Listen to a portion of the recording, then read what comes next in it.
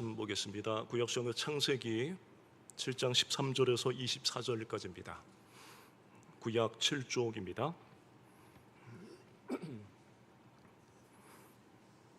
창세기 7장 13절에서 24절까지입니다.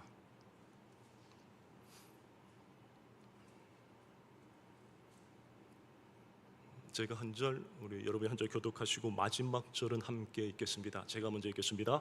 곧 그날에 노아와 그의 아들 셈, 함, 야벳과 노아의 아내와 세 며느리가 다 방주로 들어갔고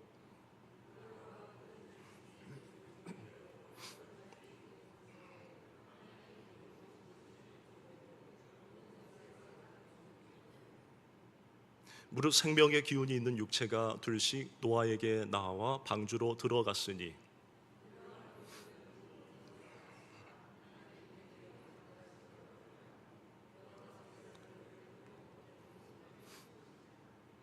홍수가 땅에 40일 동안 계속된지라 물이 많아져 방주가 땅에서 떠올랐고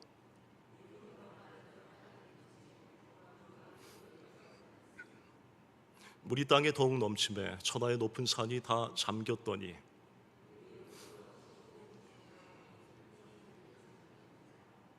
땅 위에 움직이는 생물이 다 죽었으니 곧 새와 가축과 들 짐승과 땅에 기는 모든 것과 모든 사람이라.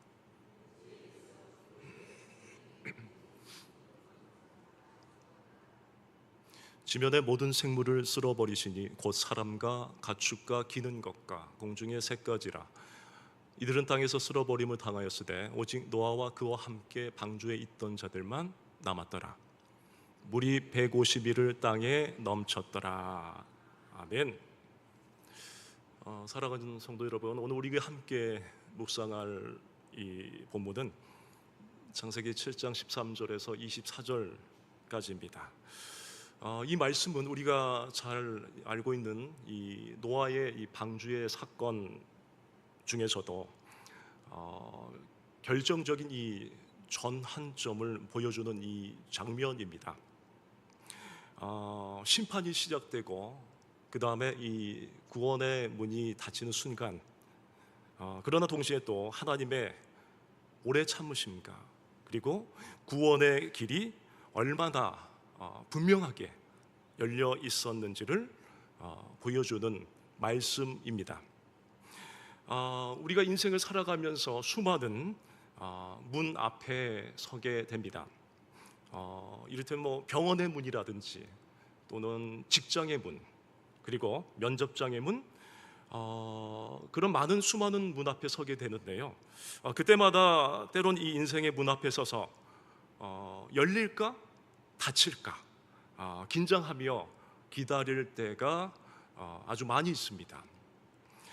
그런데 여러분, 한번 우리가 생각해 보기로 합니다. 그 수많은 문 앞에 서는데 인생에 있어서 가장 무거운 문이 어떤 문일까요? 바로 하나님이 닫으시는 문입니다. 그리고 오늘 본문은 그 문이 닫히는 순간을 이 구원과 그 심판의 이 갈림길에서 우리가 무엇을 선택해야 하는지 그것을 강력하게 보여줍니다. 그래서 오늘 본문 13절을 우리 다시 한번 보면 이렇게 시작합니다. 함께 읽어보겠습니다. 시작. 곧 그날에 노아와 그의 아들 셈, 함, 야벳과 노아의 아내와 세 며느리가 다 방주로 들어갔고, 여기서 중요한 표현이 있습니다. 바로 뭡니까? 그러죠. 그날에입니다. 이것은 하나님이 말씀하신 정확한 시점입니다. 노아는 어떠했습니까? 그러죠? 지체하지 않았어요. 하나님의 말씀대로 그날 온 가족과 함께 방주에 들어갔습니다. 그리고 16절 후반에 보니까 성경은 이렇게 기록합니다. 여호와께서 그를 들여보내고 문을 닫으시니라. 여러분, 이 문장을 주목하십시오. 방주의 문은 노아가 닫은 것이 아니라 하나님이 닫으셨습니다. 이제 그 문은 인간의 손으로는 열 수가 없습니다. 이 말씀은 하나님의 이 주권적 구원과 결정적 심판을 동시에 보여주는 구절인 것입니다. 그렇습니다. 여러분, 이 구원의 문은 닫히면은 인간이 스스로 열 수가 없는 것입니다. 그러므로 하나님이 여실 때 어떻게 해야겠습니까? 그렇죠. 들어가야 합니다. 그리고 그 문이 닫으시면 다시는 열 수가 없습니다. 여러분, 노아는 오랜 시간 동안 방주를 준비했고 세상의 사람들에게 경고했습니다. 그러나 그 문 안으로 들어간 이는 단지 8명뿐이었던 것입니다. 믿음으로 순종한 자들이었어요. 그러므로 오늘 우리는 이 말씀 앞에 서서 나는 방주 안에 있는가라고 스스로에게 물어야 하는 것입니다. 이제 17절부터는 하나님의 심판이 본격적으로 시작됩니다.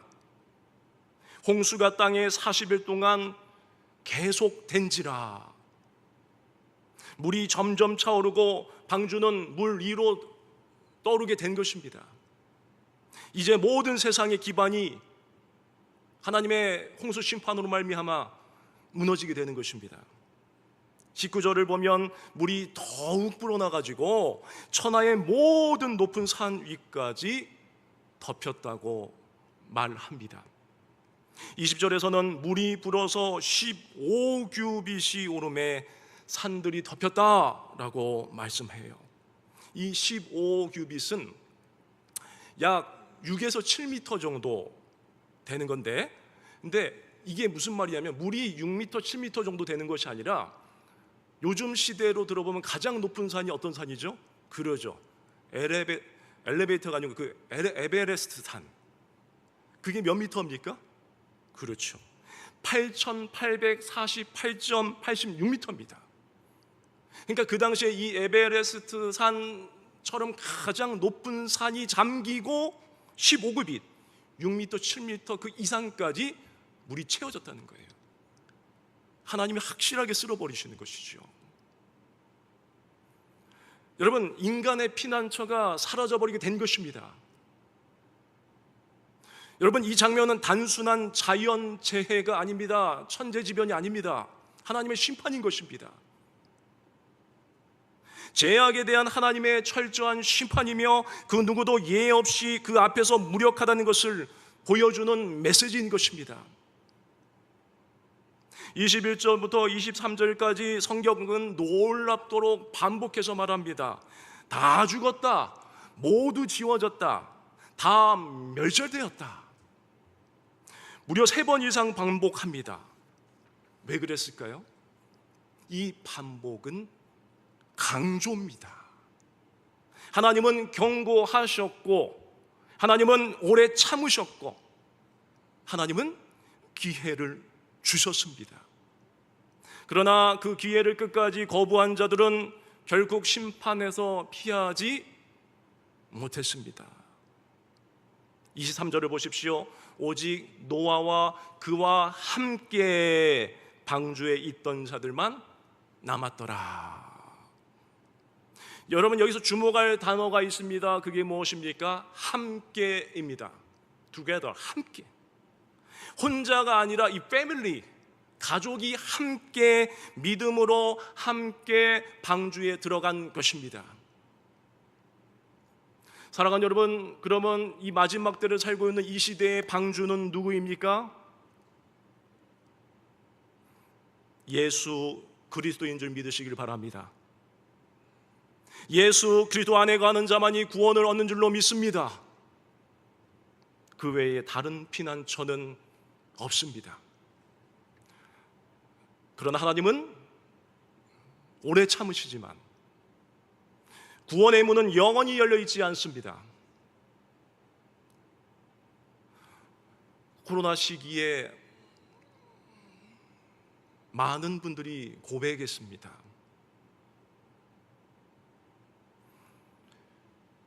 목사님, 예배는 언제나 드릴 수 있을 줄 알았는데 그게 아니었습니다.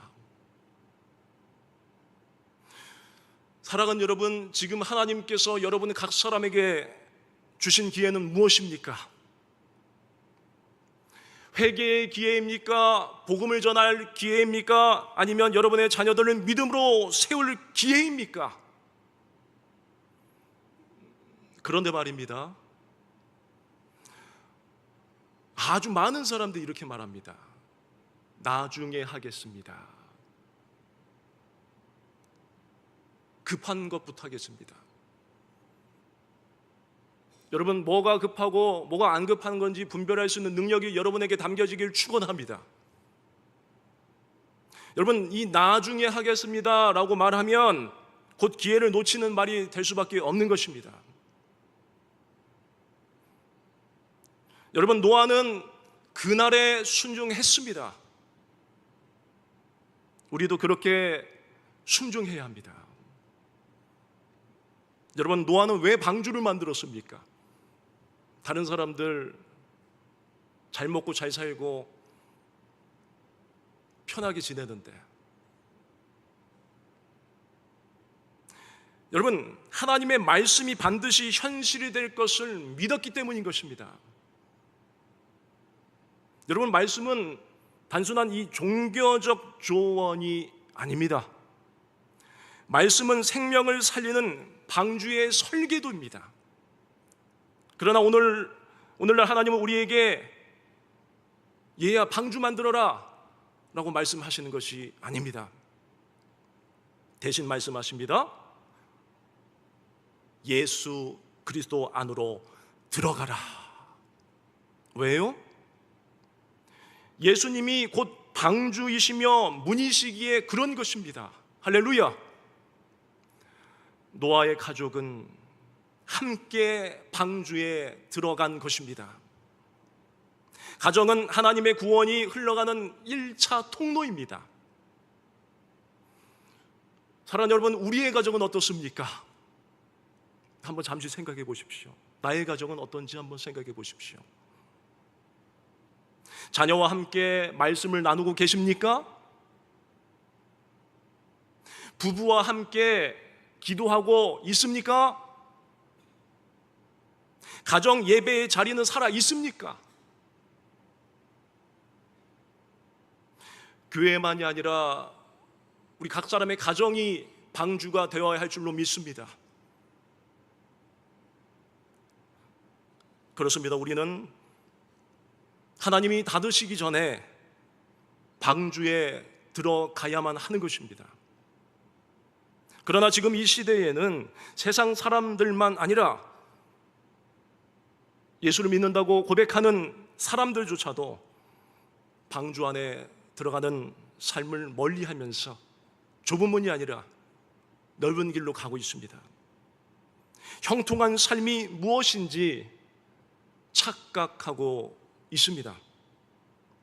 많은 이들이 잘 먹고 잘 사는 것이 형통한 삶이라고 생각합니다. 그러나 여러분, 그것이 정말 형통한 삶일까요? 여러분, 형통한 삶이란 우리가 이 세상에서 얼마나 부유하냐, 얼마나 많은 권력을 가지냐 하는 것이 아닙니다. 형통한 삶은 바로 주님과 동행하는 삶인 줄 믿으시길 바랍니다. 조막이나 궁궐이나 내주에서 모진 것이 바로 그것이 하늘나라인 것입니다. 하나님께서 우리와 함께 하시고 성령의 기름 부음이 우리에게 떠나지 않는 그 은혜, 그것이 바로 진정한 형통한 삶인 것입니다. 이 은혜는 어디에서 유지되는 것일까요? 바로 하나님과의 동행에서만 지속될 수가 있습니다. 여러분, 지난 시간에 우리가 노아를 통해 하나님을 순종하고 동행한 삶을 이야기했죠. 그의 삶이 진정한 형통한 삶이었음을 기억하시죠. 그러나 사울을 보십시오. 사울 정말 키도 크고 잘생기고 멋진 사람이지 않았습니까? 겸손했어요. 신중했어요.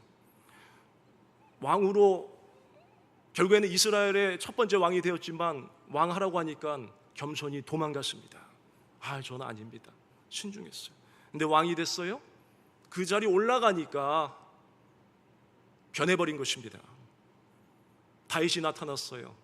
다윗의 인기가 하늘을 찌르니까 그의 겸손했던 마음 온데간데 없고 그의 리더십은 사라져버렸고 어떻습니까? 결국에는 하나님을 무시하고 하나님의 뜻을 따르지 않으면서 어떻게 되었습니까? 하나님은 그에게서 성령을 떠나게 하셨습니다. 그의 삶은 불행해지고 만 것입니다. 반면 다윗을 보십시오. 그가 시편 51편 11절에 이렇게 고백하죠. 함께 읽겠습니다. 시작. 나를 주 앞에서 쫓아내지 마시며 주의 성령을 내게서 거두지 마소서. 이 고백이 우리의 고백이 되길 소망합니다. 이것이 다윗이 절박하게 부르짖는 기도였던 것입니다. 그에게 있어서 왕이 되는 것, 권력을 가지는 것이 문제가 아닙니다. 그가 진정 두려워했던 것은 하나님의 영이 떠나는 것입니다. 그는 백성들의 신뢰를 잃을까 봐 그것이 두려운 것이 아닙니다. 인기가 뺏길까 봐 두려운 것이 아닙니다. 권력에 금이 갈까 봐 걱정한 것도 아니었습니다. 그의 기도는 이렇게 이어집니다. 내 안에 정직한 영을 더해 주시고 구원의 기쁨을 회복시켜 주시고 자원하는 심령을 주셔서 붙들어 달라고 기도합니다. 비로소 이 다윗이 정신을 차리고 하나님 앞에 회개하는 순간이었습니다. 이것이 사울과 다윗의 차이인 것입니다. 그는 지옥의 문턱까지 갔습니다. 그러나 그가 하나님 앞에서 돌아선 그 순간 하나님은 다시 그를 사랑하시고 기회를 주신 것입니다. 그리고 하나님은 그를 내 마음에 합한 자라고 불러주셨어요. 할렐루야입니다. 내 마음에 맞는 자다. 그래서 다윗은 이스라엘의 역사 속에 길이 남는 이 단순한 왕이 아니라 모든 기준이 되었습니다. 죽은 후에도 이스라엘 백성들은 다른 왕을 언급할 때마다 내 종 다윗과 같지 아니하여 라고 말할 정도였습니다. 그가 바로 진정한 왕이었고 그의 하나님을 향한 이 경외심과 동행이 바로 그 힘과 비밀이었던 것입니다. 사랑하는 여러분, 우리도 마찬가지입니다. 우리는 하나님을 경외하며 그분과 동행하는 삶을 살아야 합니다. 하나님의 영이 떠나지 않도록 기도하고 그 은혜 가운데 거해야 합니다. 우리는 그러지 않으면 죄악 덩어리가 될 수밖에 없는 것입니다. 우리는 은혜 안에 거해야지만이 진정한 형통한 삶을 살 수가 있습니다. 그래서 우리는 세상의 가치관을 따르지 말고 예수님이라는 방주 안에 들어가 있어야 하는 것입니다. 그 안에서만 우리가 진정한 형통한 삶을 살아갈 수 있습니다. 베드로전서 4장 7절 말씀에 믿음의 만불의 마지막이 가까이 왔으니 너희는 정신을 차리고 근신하여 기도하라 말씀하셨습니다.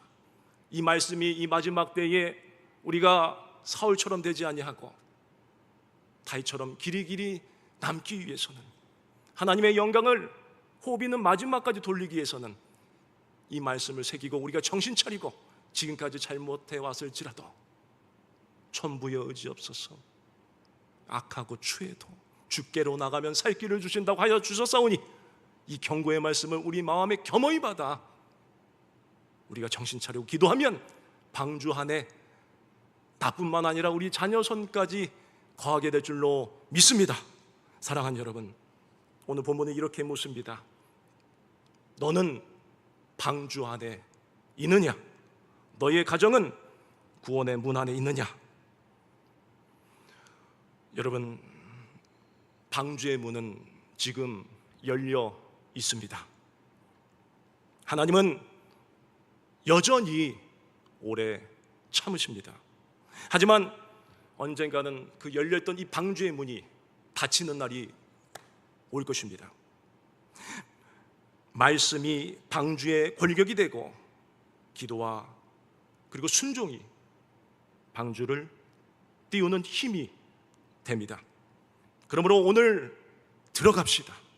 지금 순종합시다. 바라옵기는 우리 사랑의 하나님이 닫으시기 전에 이 자리에 나와 앉아 예배하고 방송으로 예배드리신 우리 모두가 예수 그리스도라고 하는 방주 안에 거하게 되길 주님의 이름으로 축복합니다. 우리 기도하시겠습니다. 사랑의 하나님, 오늘 우리가 주님의 말씀을 들으면서 방주 안에 들어간 노아처럼 우리도 주님의 구원의 방주이신 예수 그리스도 안에 거해야 함을 다시 한번 깨닫게 되었습니다. 우리는 이미 주님의 은혜로 구원받은 자들이지만 그 구원의 문이 열려있을 때 순종하지 않으면 그 기회를 놓칠 수 있음을 두려움으로 고백합니다. 하나님 아버지, 오늘 이 말씀을 통해 우리가 더 이상 미루지 않도록 오늘 이 시간부터 주님 앞에 진정으로 순종하는 삶을 살게 하셔서 나중에 하겠습니다라는 말을 버리고 지금 바로 오늘 예수님 안으로 들어가 믿음으로 순종하는 삶을 살기로 결단합니다. 우리의 가정도 하나님 앞에 온전히 세워지기를 원합니다. 부모가 자녀에게 믿음을 전하고 자녀가 부모의 기도와 말씀을 따라가며 우리 가정이 하나님 안에서 함께 방주에 들어가기를 원합니다. 그리하여 이제 우리의 모든 삶이 주님의 구원의 방주를 증거하는 삶이 되기를 기도하오니 주님, 우리가 각자의 자리에서 주님을 의지하고 순종하는 삶을 살 수 있도록 인도해 주옵시고 언제 닫힐지 모르는 그 문 앞에서 주님의 구원의 손길을 놓지 않고 끝까지 주님을 따르는 우리만 될 수 있도록 또 우리 믿음의 가문 되기를 결단하오며 살아계신 예수님의 존귀하신 이름 받들어 간절히 기도드리옵나이다. 아멘. 주기도